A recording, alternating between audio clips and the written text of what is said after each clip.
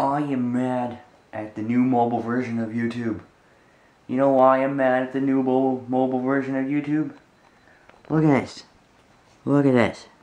Okay? Let's wait for it to focus in here.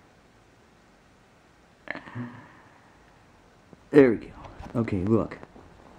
I can go down a couple pages, and then it just gets stuck. If I were to press it, it would say loading more videos. But it's stuck.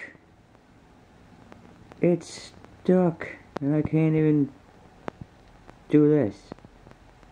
And when I go to open it on a new page, it just takes me to the home screen.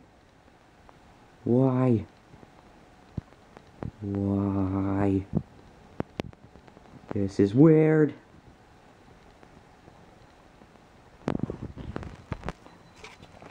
YouTube mobile version, you need to fix this right now. And I also still need editing program ideas from you guys. So comment below. Fig Newtons will return when I can get a decent editing program. Yeah.